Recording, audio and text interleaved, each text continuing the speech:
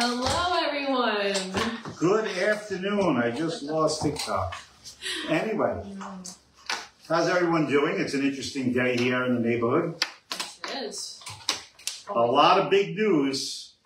If anybody doesn't know what the big news is, we're going to give it to you. You have to stay tuned. Yes. Let me just, I'm just putting this on. TikTok. There we go. Yes. So And I got to make sure I mute it on my side so I can see the comments better. Anyhow, it is, what day is it? It is Wednesday, the 18th. Of September. Yes. And everybody feeling a little crazy and nutty the way the world is today? Oh, we're going to make it even crazier today. Because it's going to be an interesting time. These next few months, I can guarantee you that. It's not going to be any shortage of excitement, drama. Carrie likes drama, so she's excited about it. But anyway, the big thing is like we're going to be talking about the stats on Staten Island. Yes. For August. So last month. Yes, and then we have some interesting stats because there's some big numbers, but we're going to get to the biggest number of all, which is the Fed, maybe just a couple of hours ago, came out with the fact that they've dropped interest rates much more aggressively than we predicted. And there's some interesting things, because before I came on, I wanted to see like how markets would react to it. And there wasn't much in the way of reaction. So this is the Fed fund rate. So everybody needs to kind of like grapple with the idea what that actually means. Because some people think the Fed fund rate, yes, to a certain degree, it is tied to mortgages, but actually the mortgage interest rate is tied to the 10-year Treasury. The 10-year Treasury is actually up, which is part of the unusualness of the world we live in today. So we've been really, it just doesn't make a lot of sense what goes on. But we're seeing real big changes in the Fed's positioning on the market. And I think it signals that they, feel inflation's under control. I don't know if the viewers agree with that. Yeah. But it's the Fed fund rate dropping 0.5 point is pretty significant. So I think there's some apprehension in the market, because I think that's what it's really saying. So like the markets are basically looking like, okay, we were expecting 0.25 point, we got 0.5. Does this mean things are worse than they are? And consequently, I do think there is some sentiment out there based on credit card default rates, which have exceeded pre-pandemic levels. Yeah. Just got to stay away from those credit cards, guys. You gotta, guys. Carrie? So stay away from credit cards. And this is proven that we went up to $1.4 trillion in credit card debt. That is a whole $400 billion than it was about 6 months ago. It was under, maybe about 8 months ago, sorry. It was just under $1 trillion. We racked up $500 billion more in credit, proving that the economy, any resilience in the economy is definitely based on the ability for people to spend on credit cards. It's just, and it's not one of those things that I like to say is like the more positive things in the marketplace today, is that people are really overextended. And now the Fed's pivot to really 0.5% is probably creating a little sense of alarm in the markets. So I would expect to see a pretty big rally, and because usually on news like that, but I do think there's just so much uncertainty in the world right now that nobody's really doing too much of anything. So that's part of the dynamic that we've probably never seen in history, here because it's just there's so many things that are in motion right now, whether it's the elections, or it's just very. It's a nutty time, boy. It is it's just. And predicting markets have almost been, it's a different kind of science than it was a few months back. But the big thing is where are we going from here? And what we see in the numbers, for, at least locally, and that's going to really put on a little bit of like what the future may hold. But right now, there's going to be a lot of uncertainty for the next, I think, 3 to 5 months, till things kind of like, obviously what happens with this coming election cycle. It's a little distressing to say the least. I'm certainly not, it's just a lot of uncertainty. Do you guys feel uncertain about this? Is there any uncertainty in your head, in your mind, about what's going on in the world? Because I know. Yeah, guys, thumbs up. Yeah, especially like Taylor Swift, right? You're in. What about her? Oh goodness. Well, we have a Taylor Swift fan in the audience. I mean, in the on the camera, but we definitely have them in the audience for sure. But anyway, so are you feeling stressed out? No. Not to a certain point, like maybe a little bit. Yeah, she's not that stressed out. No, it's nice to be your scary age. times. It definitely is. Yeah, it's just an interesting time. I probably do more scaring than anybody. Yeah. I goes home after being in here for a little bit and says, what the hell am I listening to? But anyway, let's get down to the stats and the numbers, because that's really why you guys are here, I hope. Yes. We're here for you, Carrie. I know TikTok. Oh, no. Our TikTok fans absolutely love you. Thank you got guys. like they like you. They love you. you. Yeah, I mean, so. I think you're definitely. Oh no. You can see better than me, but that means because I have to read stats, it means I do have to put on glasses. Yes. So because I cannot see for the life of me without my glasses. That wasn't the case just maybe a year and a half ago. Oh. I'm the same. So. Well, you had to wear glasses your whole life. I never had to wear glasses. I did, yeah. Somebody did make a howdy on the realtor name House. That's a good one. That is a good one. 2 hands, grandma style, 12 gifts. I have no idea. Eyes cute, pinches. Oh my god. No, you can't. She's not gonna pinch my cheek for you guys. Yeah, please. Sorry. For the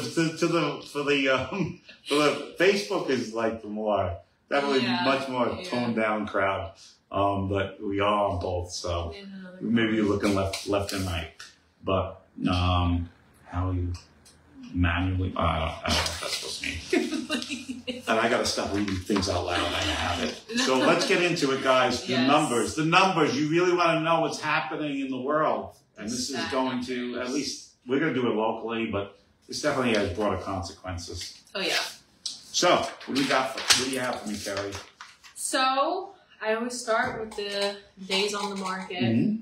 The days on the market is down about 15% year over year, and it is down month over month, like 1%. The days on the market. Okay. Now I just want to talk about days on the market because this is like one of the things that you'll hear on like some major news networks and things like that. Mm-hmm. It's very important to understand this, what we call the realized market and the unrealized market. So, so a lot of people kind of like take their chances by listing their house way over where it's likely to get. Mm-hmm. But if you are priced correctly in the market, now it's starting to show that we're basically moving into a time when there's still a lot of demand, and people think that because days on the market are shrinking, as that the market's particularly healthy. I would probably differ because there are numbers in here that I think they should cause us to step back a little bit and say, what does this actually mean? Mm-hmm. I do think there's some things that I'm a little bit there's certain things in here that we've seen some declines in some stuff, even as a result as the days on the market have definitely decreased. Yeah. Month over month, year over year, down 1%. 1% is pretty negligible, maybe a day. Yeah, it is. A day between the month, and the year over year is 15%, which is notable. It's a notable difference. But nothing there that kind of speaks to the fact that it doesn't mean there's still some decent there's decent activity in the market consequently. Maybe not for everybody, because I know it's a low volume market, folks. So don't expect that like in the past, unless your house is really priced correctly and it's a high demand area, sometimes it's a little bit slow in coming as far as like showings are concerned, because there's just not a high volume of people looking. Yeah. And that number is definitely showing up for sure. So what else do we have? The month's inventory. Month's inventory is both down year over year and month over month. Year over year, it's down about 4%. Month over month, it's down about 8%. Yes. The month's inventory. So the month over month difference is that, so this, like I like to rehash, is that basically whatever's on the market, how long it would take to turn that market over. So like if you froze the market today, with the volume of sales that's taking place, how much would it take to remove everything that was on the market? That is very low in August for 3.96, meaning that the market is pretty robust again. And I think it came up in your pendings too, that in a couple of stats that you did read, in those small segments, the pendings were up quite a bit in the last couple. I did a couple of them that was like up. So pendings are up. We're up at least the prior month, but it looks like there's a little bit of a retreat now. And we'll get into why we see a little bit of a retreat in that, because there are some numbers here that are indicating that there has been some decline. And that's kind of how this market's worked. It's really dependent on interest rates, but also the pool of buyers. So after a pool of buyers, because it's such a low volume market, when a pool of buyers kind of drop out of like they purchase, it's not like you've got a big influx of people behind them to replace. So like you'll see you'll see the interest rate drop maybe a quarter point, a half a point, and then come up a bit, and then drop a bit. So it's like you get these spotty kind of like numbers where like the pendings will be down. We'll get into what the pendings are in a second, but it's definitely showing some health as far as, and basically the market is purely interest rate driven, at least locally. It's not like a lot of inventory. We did something last week on Florida real estate and how that's kind of really picked up in terms of days on the market. I'm already running out of power there. But the big thing is like how days on the market are influencing the activity in Florida, which has not been as good in some other locations. And that has a lot to do with a lot of things. And I don't want to get into it because that's a little bit long-winded, but go ahead. The sold medium listings. So year over year, the sold medium listings have actually stayed the same.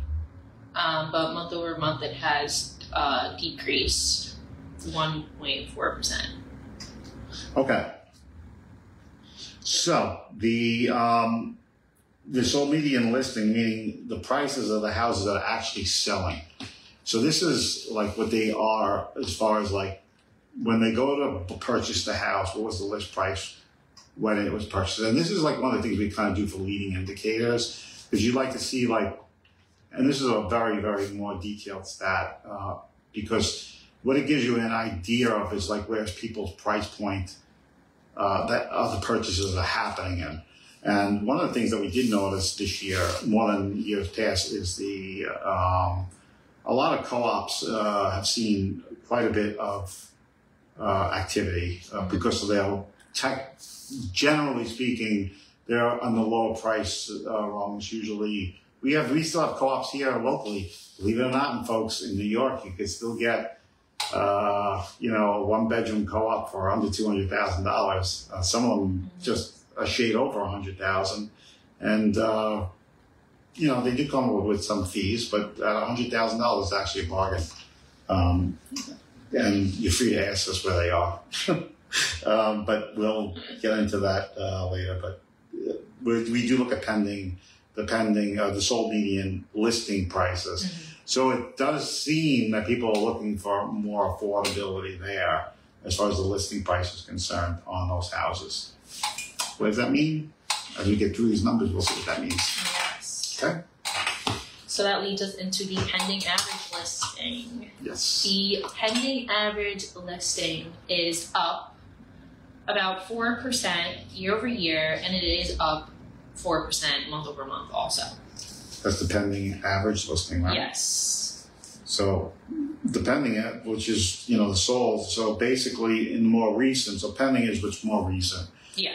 That's up.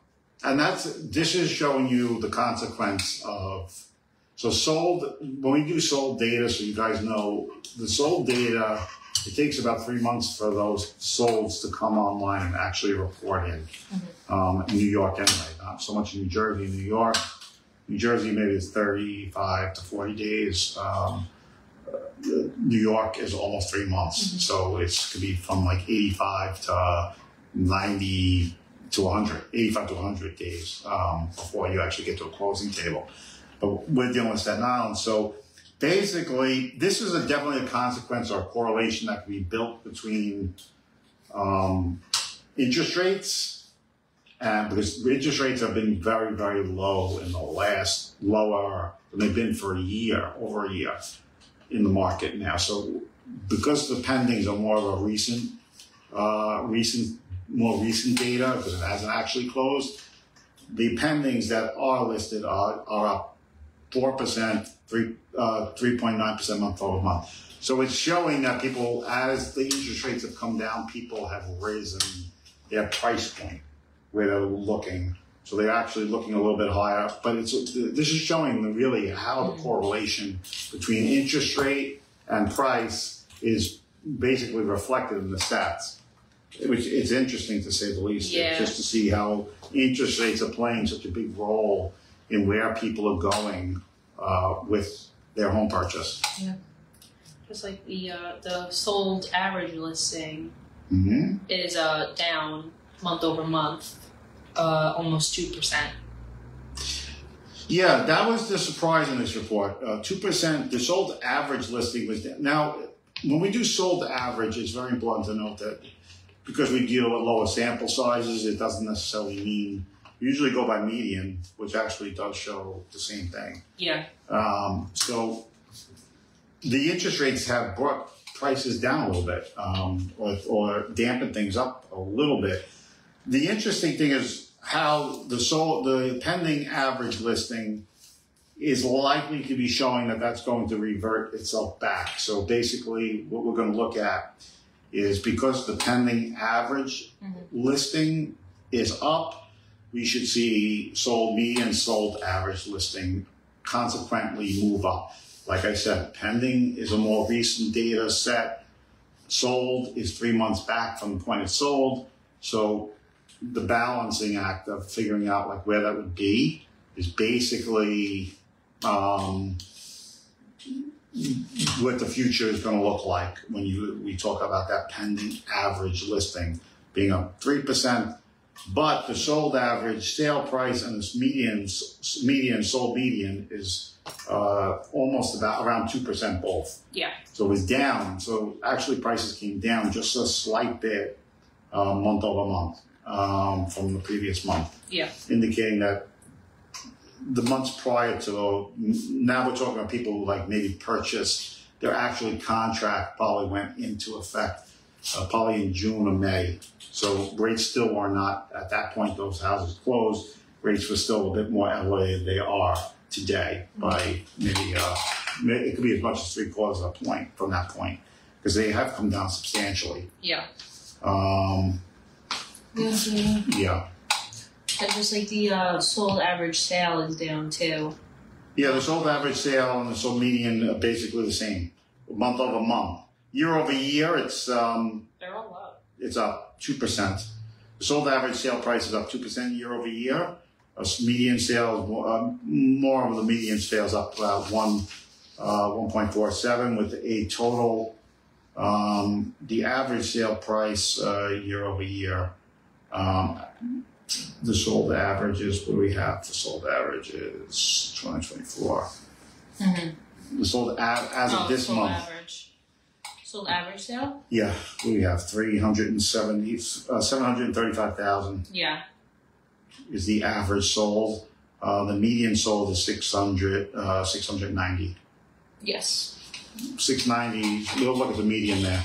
So the median price is basically looking like we're seeing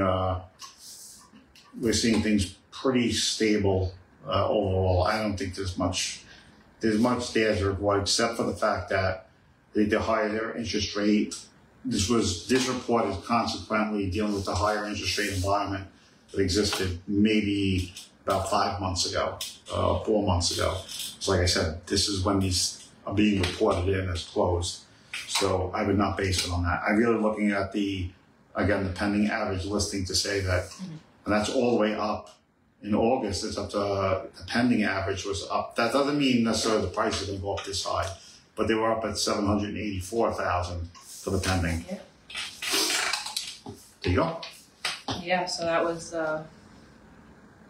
sold average Sale price. sale price.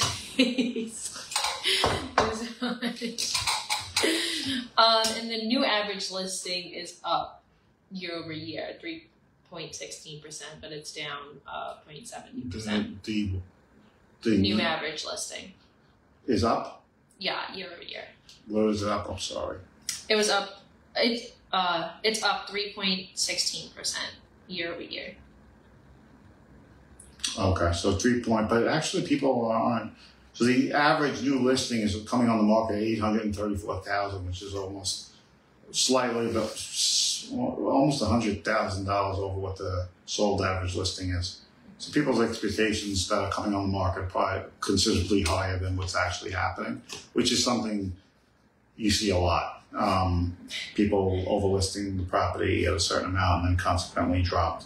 But according to some data, price drops have seen the most. The price cuts across the nation. The Northeast has held its own. New Jersey is just ridiculously hot in a lot of places. Yeah. Not across the board, but in certain places that people are they're still on the uptrend on real estate prices. But I'm going to tell you this. I really do think that if you asked me the same question from a year ago to today, that I think what we're seeing, it's definitely changed my view of like what I expected last year, which I did think the prices would come down a little bit. That did not happen. And like everybody who does, I think there's been calls at least 3 times in the last 15 years that prices were scheduled to fall. And at best, it would be negligible to the point of maybe 1 or 2%. But none of these 30% things, there's nothing indicating in this market that's you're either, and I don't see in the future either, I don't see prices coming down on housing.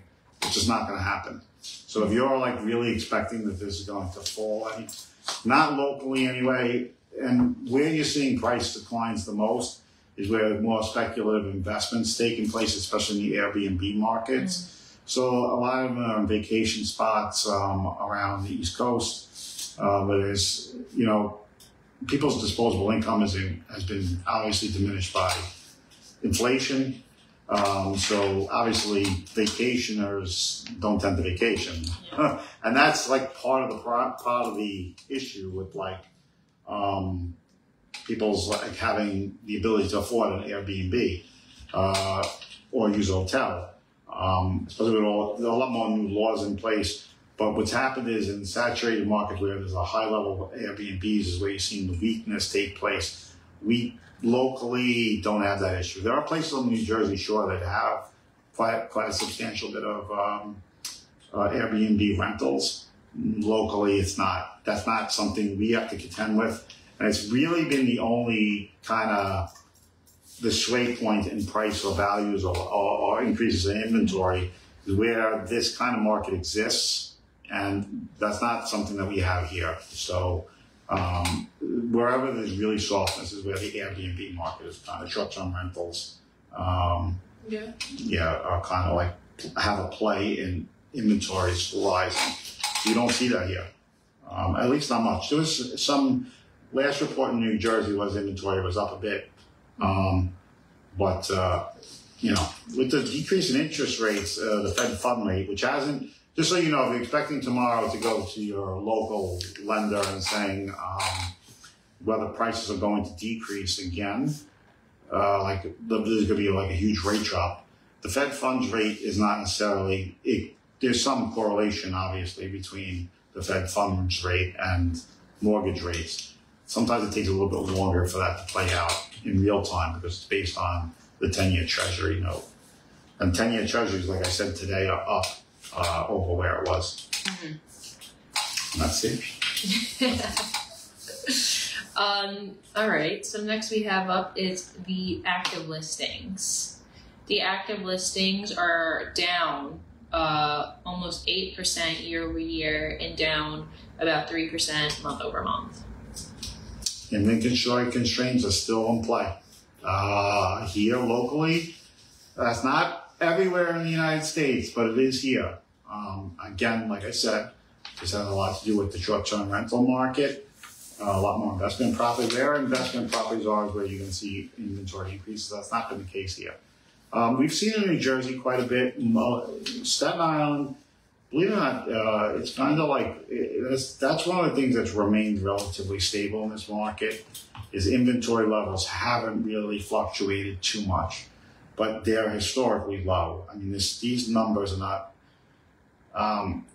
we're going to talk about the volume of sales, which is definitely a little bit higher, but these are way below norms for like the market. So when we talk about total sold listings and things like that, these are way below market norms. So it's not like we have a high volume market going on here. Mm-hmm. So I think people need to understand that.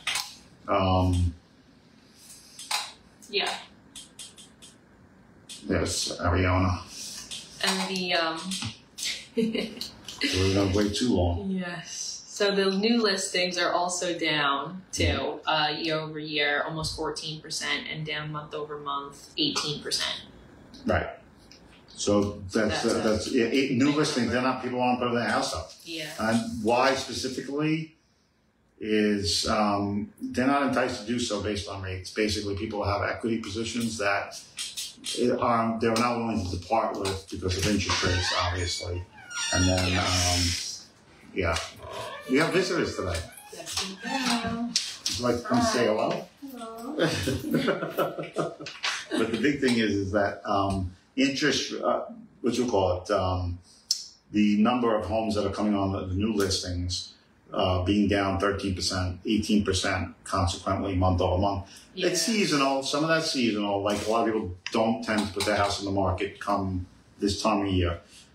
But people should look at that as an advantage for sellers. Sellers should really look at that and say, when is the best time? When you have less competition, obviously the chances of raising them.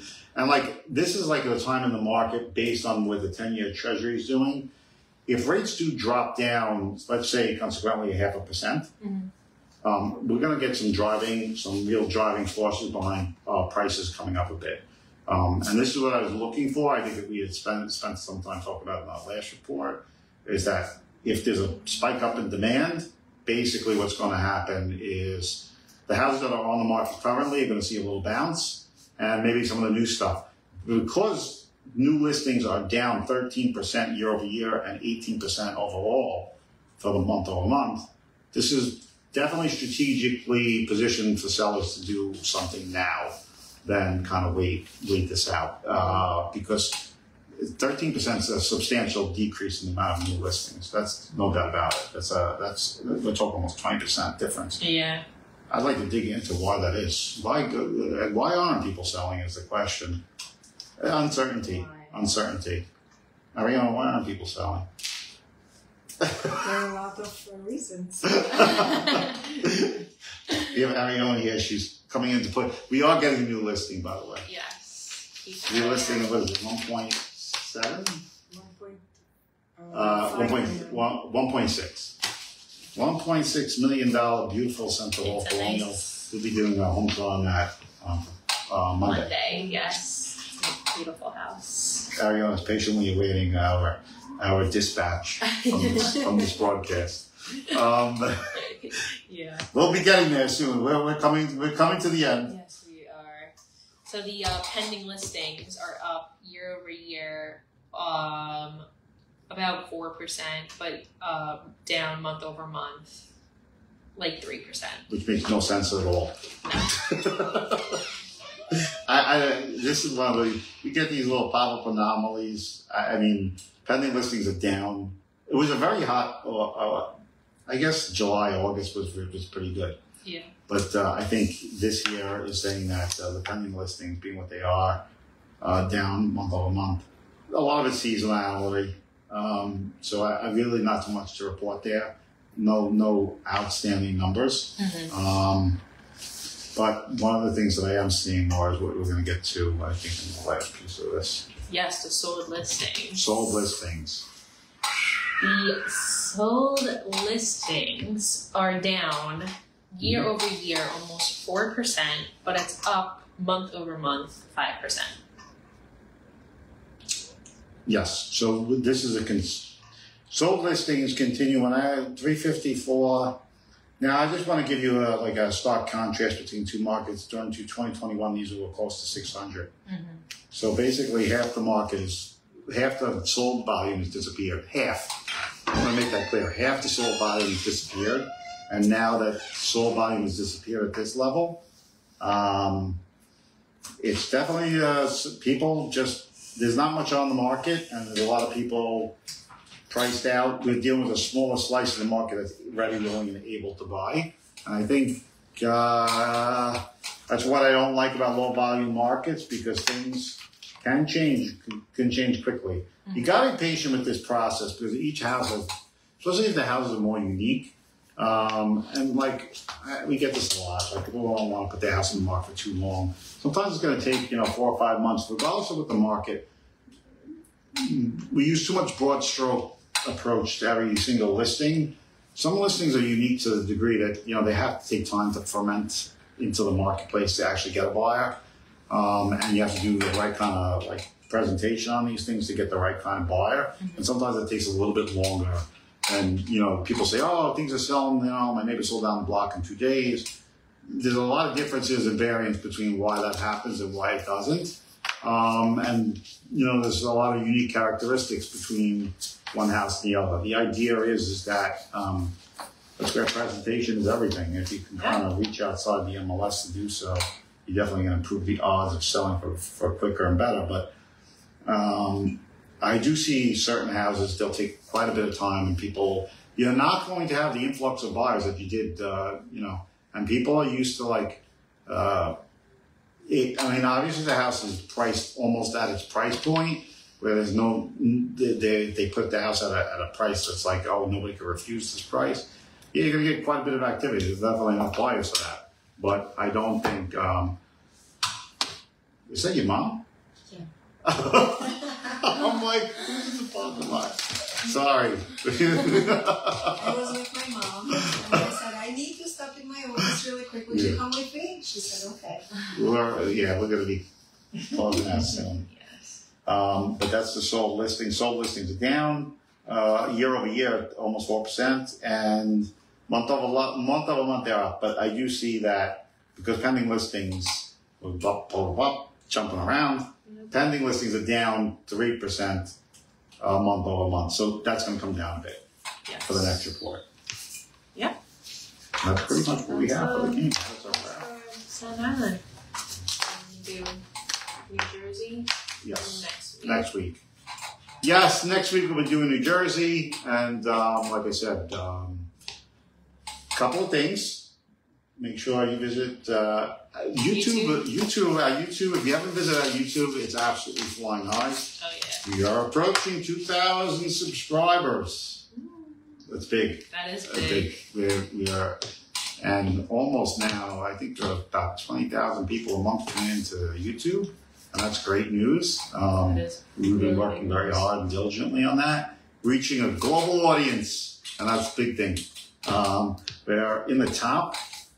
We're in the top, like maybe 6-7% of all YouTube channels as far as subscriber base, and for the real estate industry, we're like in the top 2%. Wow. So that's really good. That's awesome. Having a YouTube channel that has reach, that's big. And check it out because there's some interesting stuff on there. Yes. And obviously, for the people on TikTok, obviously, when our other I won't mention names. When she comes back, there'll be more interesting TikTok videos. Yes. Even though she hates acting. I always like to break people's show. I know. Anyway. But that's what we have for today. Tune in again. And you can obviously track back. I see some people come in late. Backtrack on the video. For the people on TikTok, this absolutely disappears, so you won't see it there. But it'll be the full length video will be on YouTube. Tomorrow, probably. Yeah. Tomorrow, probably. Well, definitely tomorrow, yes. Have a great night, everybody. We'll see you in a week. Bye, guys.